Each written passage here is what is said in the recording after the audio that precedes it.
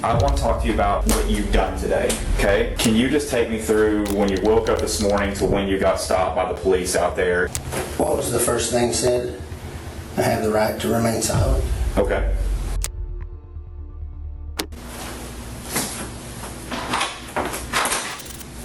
As the evidence mounts against him, will the cops' cunning tactics and cagey behavior be enough to escape the clutches of justice?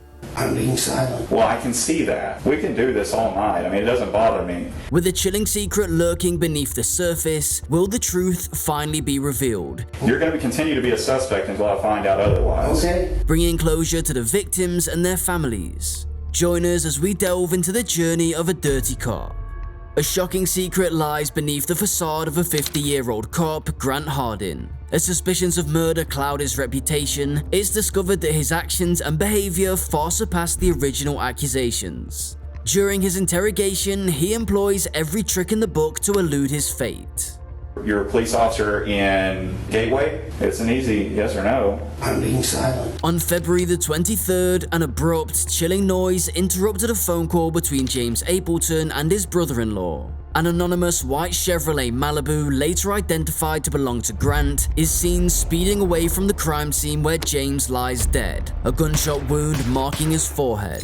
In the quaint Arkansas town of Gateway, home to only 400 residents, Grant's arrest is swift. I don't understand why I'm a suspect, no. The once respected police officer is cornered at a roadblock after a family dinner, swiftly ushered into the most grueling interrogation the Arkansas police have ever faced. As the interrogation kicks off, Detective Chamberlain attempts to connect with Grant over their shared profession. I know we haven't met James Chamberlain. However, this strategy backfires, with Grant choosing to barricade himself behind his rights instead of opening up. I'm going to exercise my right to be silent. Okay. Unaware of the specific allegations against him and possibly feeling the unfamiliar vulnerability of being a suspect, Grant claims to feel unwell. I don't know what's going on. I am kind of sickly. The detectives decide to step outside, affording him time to stew over his mess. Upon their return to the interrogation room, the detectives try a new tactic. However, Grant seems to have his own game plan. As a twisted tale continues to unfold, will the detectives' new approach manage to crack open Grant's shell? In a bid to secure Grant's cooperation, the detective implores him to recount his day, assuring him that if he is innocent, he has nothing to fear. Yet, Grant, a former officer, knows the drill all too well, his silence persisting. So you don't want to explain what you've done today? Did you? Is there a reason behind that? You ripped me my rights. The detectives grow impatient, struggling to understand his silence when simply sharing his activities could potentially clear his name. Despite his silence being within his rights, it fuels the frustration in the room, leading the detective to retreat for a break. I was gonna go. Oh, no, you're not going to tell go. you that. Under normal circumstances, a resolution could be in sight by this point, either charging the suspect or releasing them due to insufficient evidence. However, with Grant, the rules don't seem to apply. The police scramble together more evidence, trying to stitch together a narrative from witness accounts to indicate Grant at the scene of the crime. Grant's continued silence, although within his rights, only stokes a detective's suspicion. The dubious alibi from Grant's wife, suggesting that he was merely spreading grass seed at the time of the crime, further fuels the suspicion. All indicators now converge on Grant, prompting Detective Chamberlain to initiate a third round of questioning. Detective Chamberlain confronts Grant, offering a brief insight into his timeline extracted from his wife's account. Detective Cordero is talking to your wife right now. I talked to her a little bit, so I've kind of got a timeline of where you were and where you weren't today. The detective emphatically stresses the importance of understanding Grant's version of events, whether the crime was intentional, accidental, or malicious. If you've had a problem with this guy for a while, and this was an accident, you maliciously chased him down, or what happened?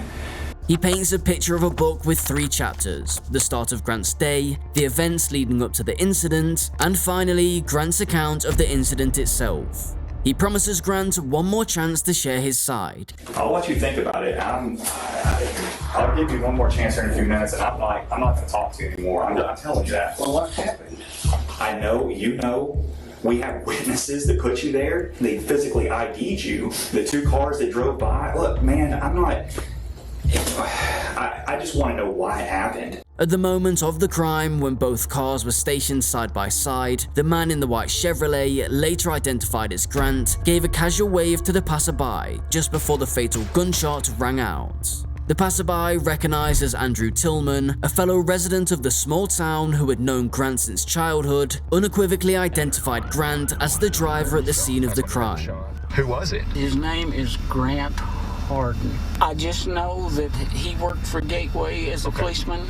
He clings to the slim hope that the detectives may fail to assemble the necessary evidence to convict him. The detectives, driven into a corner, resort to desperate measures in a bid to crack Grant's silence. They grant him a visit with his wife and daughter, hoping this emotional encounter might compel him to break his silence. Regrettably, even a visit with his family fails to crack Grant's silence. As a last-ditch effort, Detective Cordero steps in alone, adopting a gentle, empathetic approach in an attempt to build rapport with Grant. Awful hard. Yeah, I don't know if you'll be any more comfortable out there than what you are now. Often, male suspects might subconsciously connect better with female detectives, believing them to be less intimidating and more understanding. This approach is practically the last card the detectives have to play. Can you help me understand how we got to this point? I don't know. I don't know. The nostalgic conversation about their past experiences in law enforcement might help establish a subconscious bond, nudging Grant towards opening up. Grant continues to hold his silence, stating his reluctance to go to bed, to which Cordero agrees. Her emphasis on their mutual uncertainty seeks to make a connection, trying to make him feel less alone. She continues to urge him to talk to her, ensuring him that even if the incident was accidental, it would be better to speak up. Detective Cordero crafts a casual, comfortable atmosphere, using inclusivity in her language, such as we, trying to position Grant as part of the solution rather than the problem. Her body language is open and inviting, aiming to foster trust and relaxation within Grant.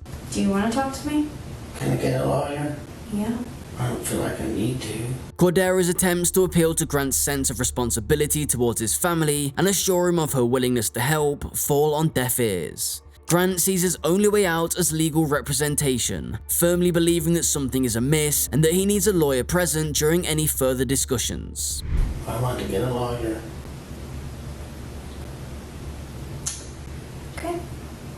After a lengthy and seemingly futile interrogation, Grant finally requests a lawyer, bringing the questioning to a halt. As the case progresses and the court hearings approach, Grant and his legal counsel come to the realization that his chances of being released without consequences are slim. Grant pleads guilty to first-degree murder on October 16, 2017. However, he remains tight-lipped about his motive, denying closure to the grieving family of James Appleton. During the process, a shocking revelation emerges that casts Grant in an even more sinister light. As his DNA is collected, it matches a previous crime committed nearly 2 decades earlier. In November 1997, a teacher at Frank Tillery Elementary School was assaulted by an unidentified assailant, leaving behind only DNA evidence on her clothing. The case had remained unsolved for 20 years, but now Grant's DNA proves to be a perfect match. Due to a John Doe warrant obtained by Rogers Police in 2003, allowing for the arrest of an unknown suspect beyond the statute of limitations, Grant is now charged for the assault in addition to the murder of James Appleton. At last, these crimes resulted in a sentencing of 35 years in prison for Grant Harden. With little chance of release, he's destined to spend the remainder of his life behind bars. In the depths of his prison cell, Grant Harden's chilling secrets continue to haunt him. But what if new evidence emerges, unraveling the truth and shaking the foundation of his conviction? Will justice prevail, or will the story take an unforeseen twist? Share your thoughts in the comments.